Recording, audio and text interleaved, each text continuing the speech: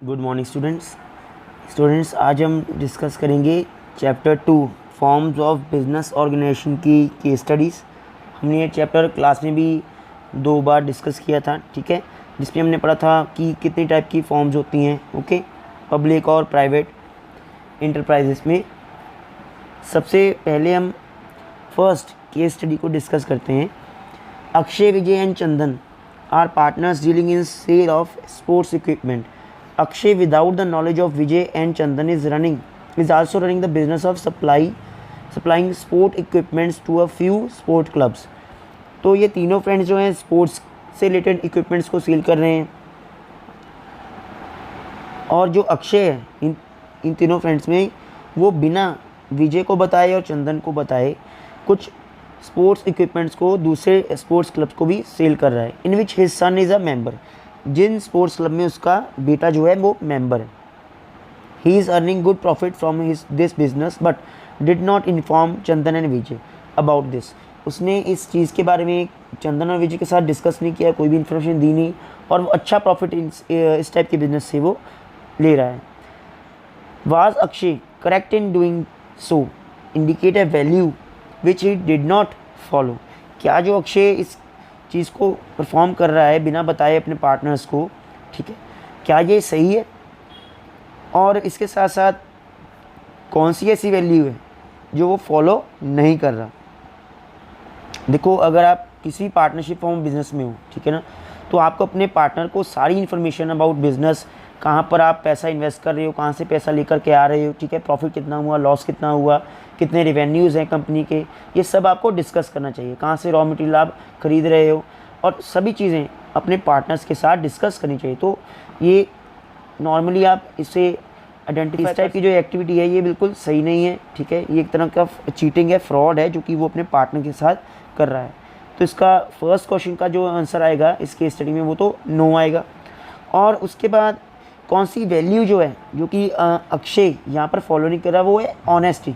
वो ईमानदारी से बिजनेस नहीं कर रहा, ठीक है, वो अपने पार्टनर्स के साथ फ्रॉड कर रहा है, चीटिंग कर रहा है, बिना उनको बताए गुड्स को दूसरे स्पोर्ट्स क्लब्स को वो सील कर रहा है. सो सेकंड केस स्टडी इसमें क्या है, identify the types of partner highlighted in the following statement. In statements में आपको पढ़ना है और बताना है कि किस टाइप का पार्टनर इन स्टेटमेंट से आप आइडेंटिफाई कर पा रहे हो. फर्स्ट स्टेटमेंट है, this partner does not take part in day to day activities of business. देखो, फर्स्ट पार्टनर ऐसा पार्टनर है जो कि डे टू डे एक्टिविटीज़ में पार्टिसिपेट नहीं करता, ठीक है. तो हमने जब डिस्कस किया था इस चैप्टर को, तो हमने उसमें स्लीपिंग पार्टनर के बारे में पढ़ा था, जो कि सिर्फ और सिर्फ ऐसा इन्वेस्ट करता है लेकिन कभी भी बिजनेस की मैनेजमेंट में कोई डिसीजन मेकिंग में पार्टिसिपेशन नहीं करता. कहाँ पर पैसा इन्वेस्ट करना चाहिए, कहाँ से अच्छा क्वालिटी का रॉ मटेरियल और चीप प्राइस पर, ठीक है ना, कम प्राइस पर जो है रॉ मटेरियल मिल सकता है, सेल्स डिपार्टमेंट हो या फिर कोई भी डिपार्टमेंट हो, वो कोई भी एक्टिविटी उसमें परफॉर्म नहीं करता. तो इसका फर्स्ट का आंसर आएगा स्लीपिंग पार्टनर. सेकंड स्टेटमेंट है, he gives an impression of being partner to others by his word और कंडक्ट. देखो, एक ऐसा पर्सन जो कि दूसरे लोगों को बताए आउटसाइड द कंपनी, ठीक है ना, कॉमन जो लोग हैं, ठीक है, कॉमन पब्लिक है, उन्हें बताए कि मैं इस फर्म में, मैं किसी फर्म में पार्टनर हूँ, ठीक है, बट रियलिटी में वो उसका पार्टनर नहीं होता. तो इसका करेक्ट आंसर क्या आएगा, पार्टनर बाय एस्टोपल. एस्टोपल वो पर्सन, ठीक है, जो कि रियलिटी में तो पार्टनर नहीं होता, ना ही वो पैसा इन्वेस्ट करता है, ठीक है, ना ही उसे कोई प्रॉफिट मिलेगा, बट वो सिर्फ अपनी बातों से लोगों को ये कहता है कि मैं इस कंपनी में पार्टनर हूँ, आप इसमें पैसा इन्वेस्ट कीजिए, अच्छी कंपनी है, कंपनी गुडविल को इंक्रीज़ करने के लिए वो इस सब चीज़ें करेगा. बट इसके अलावा इसमें एक और पॉइंट आप ऐड कर सकते हो कि मान लो जैसे कंपनी में लोगों ने पैसा इन्वेस्ट किया और इन फ्यूचर कंपनी अच्छा परफॉर्म नहीं कर पा रही है, कंपनी के रेवेन्यूज़ कम हो रहे हैं, ठीक है, कंपनी या फिर बैंक करप्ट होगी, तो इस चीज़ के लिए उस एस्टोपल पार्टनर को जिम्मेदार, रिस्पॉन्सिबल ठहराया जा सकता है, ठीक है. थर्ड है, he allows the use of his goodwill to benefit the firm and can be represented as a partner. देखो, थर्ड पार्टनर ऐसा पार्टनर है जो कि अपने नाम को यूटिलाइज़ करने के लिए किसी कंपनी के ऑनर को परमिशन दे देता है कि आप मेरे नाम को यूटिलाइज़ कर लो, ठीक है, मेरी जो पब्लिक में मेरी गुडविल है उसको आप यूटिलाइज़ कर लो, ताकि आपका बिजनेस जो है और ज़्यादा ग्रो कर सके, ठीक है. तो ऐसे पार्टनर को हम क्या कहते हैं, नॉमिनल पार्टनर कहते हैं, ठीक है। फिर फोर्थ स्टेटमेंट है, he is represented as a partner and in spite of knowing this he does not deny such impression. देखो एक ऐसा पर्सन जो कि कंपनी में पार्टनर तो होगा, ठीक है, लोगों को भी इंफॉर्मेशन होती है कि ये इस कंपनी का एक तरह से पार्टनर है, और वो पार्टनर भी बिल्कुल भी डिनाई नहीं करता इस स्टेटमेंट से, ठीक है। तो ऐसे पार्टनर को हम क्या कहते हैं, पार्टनर बाय होल्डिंग आउट, ठीक है। नेक्स्ट स्टेटमेंट है, his association with the firm is not disclose to the general public, कि कोई पर्सन है वो कंपनी से जुड़ा हुआ है लेकिन आम लोगों को, ठीक है, जनरल पब्लिक को इसके बारे में कोई इन्फॉर्मेशन नहीं होती। जब जनरल पब्लिक से किसी पार्टनर के बारे में इन्फॉर्मेशन को छुपाया जाता है तो ऐसे पार्टनर को क्या कहते हैं हम, सीक्रेट पार्टनर, जो कि कंपनी में पैसा इन्वेस्ट करेगा, ठीक है। कंपनी में अगर प्रॉफिट हो रहा है तो प्रॉफिट को भी वो उसे मिलेगा, बट अगर लॉस हो रहा है तो लॉस भी उसे पे करना पड़ता है। तो ऐसे पार्टनर क्या कहते हैं हम, सीक्रेट पार्टनर। अब सिक्स्थ और सेवन्थ ये दोनों कौन है, ठीक है, इसके बारे में आप मुझे आंसर कमेंट में बताओगे अपना रोल नंबर मेंशन करके, ओके, और करना ज़रूर। नेक्स्ट केस स्टडी है student, which of the following business organization is suitable in the following cases, कि कौन सी ऑर्गेनाइजेशन इन सभी केसेस में सबसे ज़्यादा सूटेबल होगी।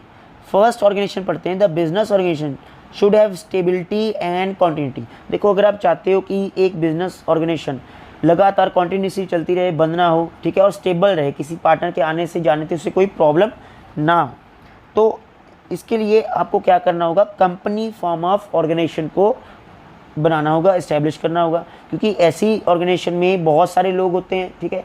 किसी एक पार्टनर की डेथ से, किसी एक पार्टनर के लुनेटिक होने से, किसी एक पार्टनर पर अगर कोई लीगल चार्जेस केस हो जाता है और उसे पार्टनरशिप फर्म को छोड़ना पड़ेगा, तो कभी भी इस टाइप की जो ऑर्गेनाइजेशन है वो बंद नहीं होती, क्योंकि इसमें बहुत सारे पार्टनर्स इन्वॉल्व होते हैं। सेकेंड है, there should be minimum expenses in starting the business, कि एक ऐसा बिजनेस जिसमें कम से कम इन्वेस्टमेंट करनी पड़े, ठीक है। तो ऐसा बिजनेस कौन सा हो सकता है जिसमें कम से कम हम बिजनेस करेंगे, तो ये है सोल प्रोप्राइटरशिप का बिजनेस, जिसमें एक सिंगल पर्सन पैसा इन्वेस्ट करता है, बिजनेस को इस्टेब्लिश करेगा।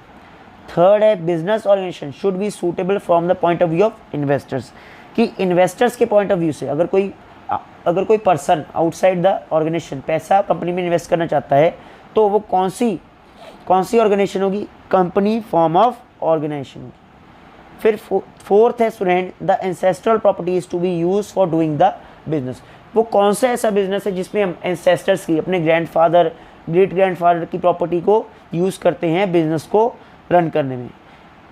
इसका करेक्ट आंसर आएगा student, Hindu undivided family business, okay. Last का आंसर आप मुझे दोगे student, more funds and professional services are required, ऐसा कौन सा बिजनेस है जिसमें बहुत ज़्यादा पैसे की ज़रूरत होती है और जहाँ पर प्रोफेशनल एक्सपर्ट्स, पढ़े लिखे मैनेजर्स की हमें ज़रूरत पड़ती है। इसका आंसर आप स्टूडेंट मुझे कमेंट करके बताओगे, ठीक है। Next case study student, Prabhat and Rishi are doing separate business of installing centralize air conditioners unit in Mumbai. दो पर्सनस हैं, प्रभात और ऋषि, वो क्या कर रहे हैं, बिजनेस कर रहे हैं, separate business of installing centralize air conditioner, अलग अलग उनका बिजनेस है मुंबई में, ठीक है। एसी इंस्टॉलेशन का काम करवाते हैं, एसी लगवाते हैं घरों में।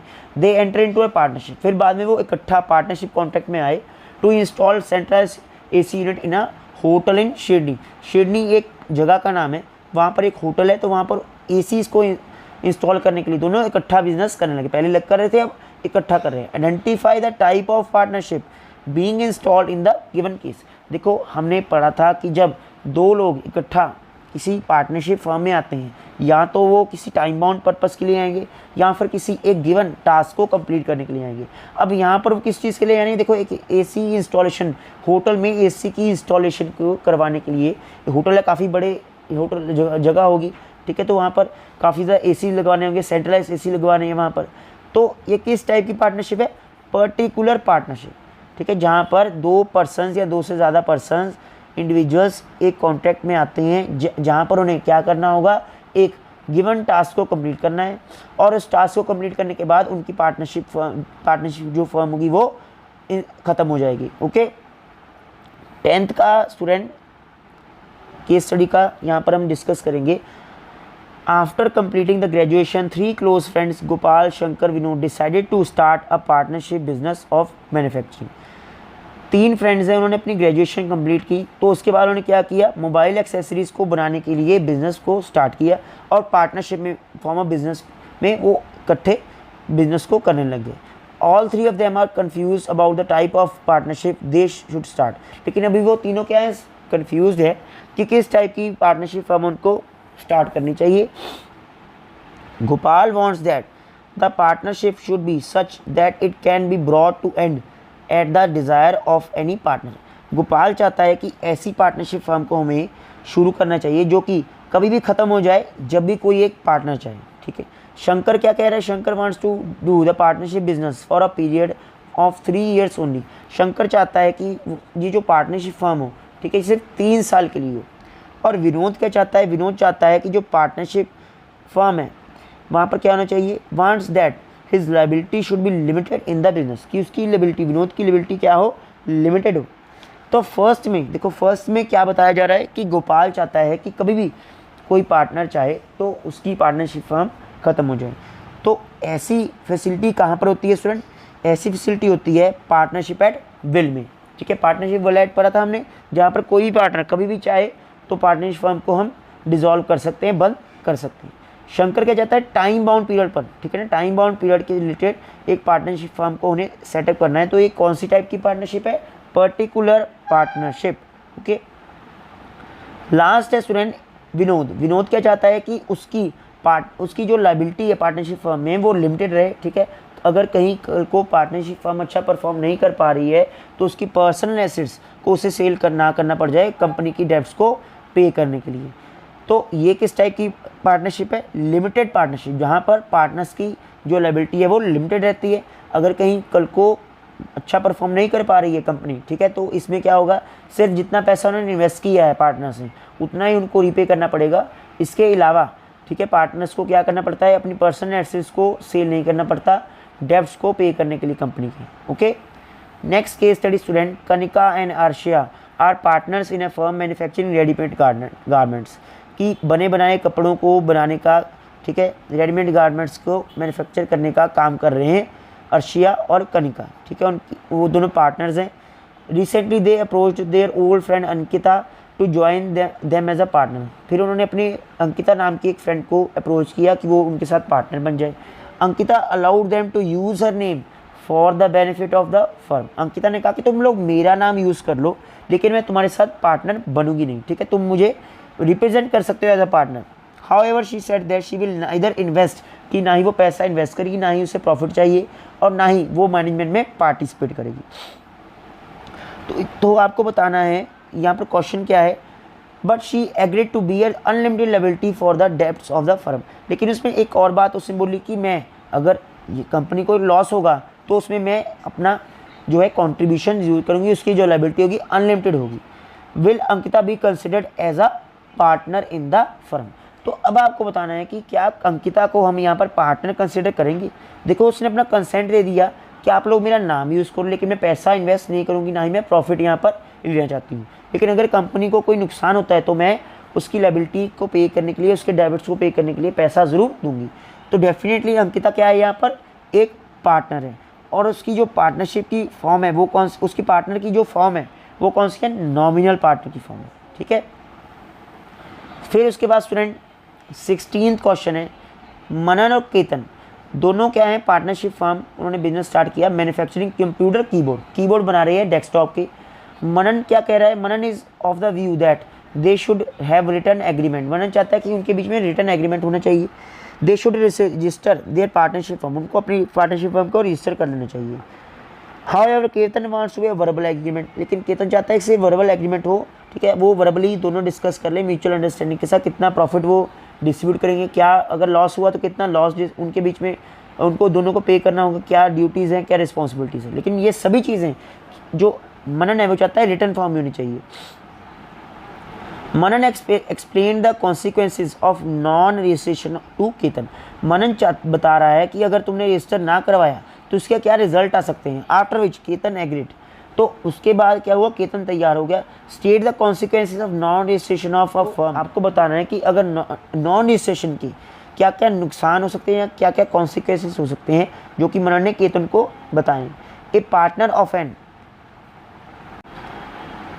Unregistered firm can not file a suit against the firm और द अदर पार्टनर्स, कि अगर अनरजिस्ट्रेशन की गई तो इससे क्या होगा, अनरजिस्टर्ड रजिस्ट्रेशन के बिना अगर फर्म को रन किया जाता है तो इससे क्या आ सकता है, इसका फर्स्ट कॉन्सिक्वेंस है कि एक पार्टनर ना ही तो दूसरे पार्टनर के अगेंस्ट कोई केस कर सकता है और ना ही फर्म किसी दूसरी फर्म के अगेंस्ट केस कर सकती है। ठीक है, सूट मीन्स केस करना, ठीक है, लीगल कोई उनके ऊपर एक्शन लेना। मान लो जैसे एक कंपनी है स्कॉलर्स, ठीक है, दूसरी कंपनी है शिवालिक। ओके, अगर शिवालिक कंपनी स्कॉलर से 1000 यूनिट्स किसी प्रोडक्ट के खरीदे हैं, ओके, और उन्होंने कहा कि हम आपको 500 यूनिट्स के पैसे अभी देते हैं, 500 के हम आपको 1 महीने के बाद पैसे देंगे।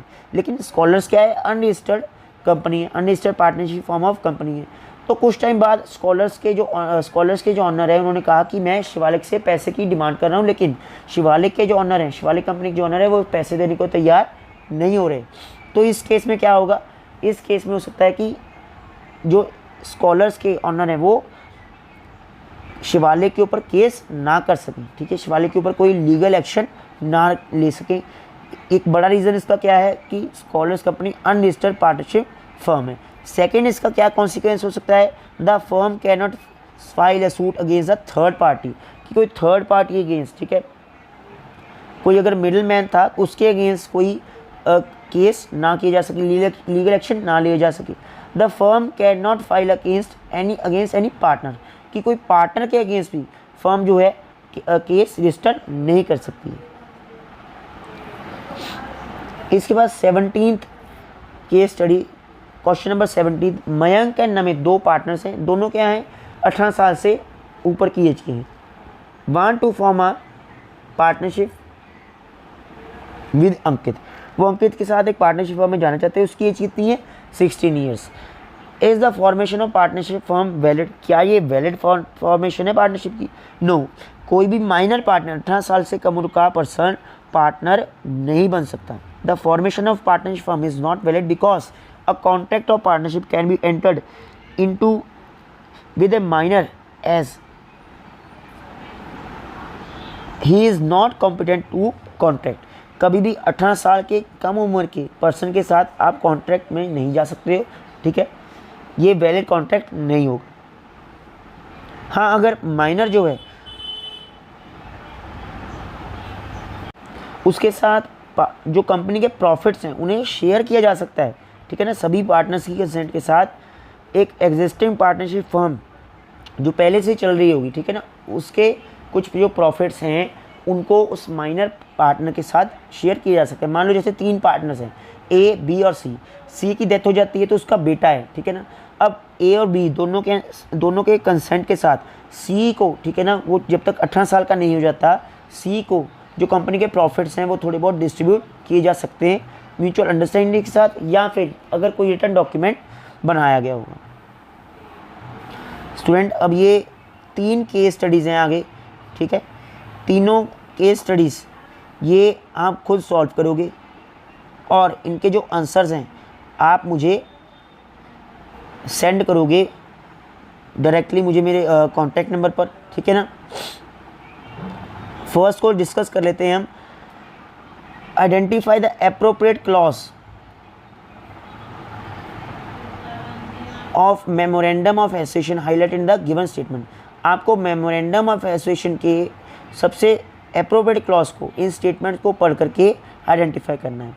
फर्स्ट स्टेटमेंट क्या है, it defines the purpose for which the companies form. देखो, फर्स्ट स्टेटमेंट में बताया गया है कि ये वो क्लॉज है जो कि बताता है कि कंपनी को क्यों बनाया जा रहा है, क्यों एस्टैब्लिश किया जा रहा है। हमने क्लास में डिस्कस किया था कि वो कौन सा क्लॉज है जिसमें बताया जाता होगा कंपनी को बनाने के पीछे कारण क्या है, ठीक है ना। इसका आंसर आप बताओगे मुझे। Second, according to this clause members of the company are liable for the amount unpaid on the shares owned by them. इस क्लॉज के अकॉर्डिंग जो मेंबर्स हैं ना कंपनी के, वो क्या है, जिम्मेदार हैं, लायबल हैं किसके लिए? For the amount unpaid on the shares owned by the company. फिर third student, it contains the name of the company which the company will be known. Third clause वो क्लॉज है जिसके थ्रू एक company को उसके नाम से जाना जाएगा। तो एक कौन सा क्लॉज है? फिर student, this clause is also known as domicile clause. वो कौन सा क्लॉज है जिसको कि डोमिसाइल क्लॉज के नाम से भी जाना जाता है? फोर्थ है स्टूडेंट, फिफ्थ है student, this clause specify the authorise capital. ये कौन सा क्लॉज है जिसमें एक कंपनी के ऑथराइज कैपिटल, जितना पैसा इन्वेस्ट किया गया है, इसके बारे में इंफॉर्मेशन मेंशन होती है। उसके बाद स्टूडेंट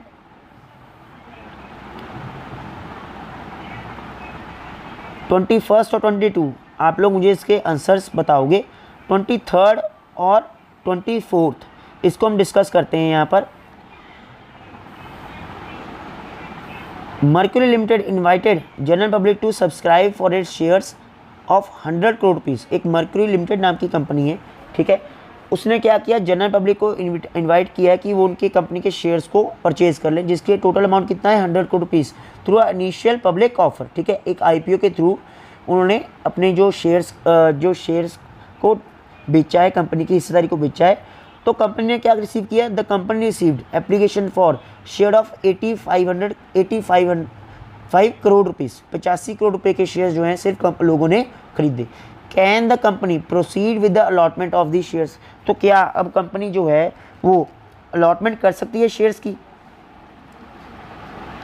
तो इसका करेक्ट आंसर क्या आएगा स्टूडेंट? नो।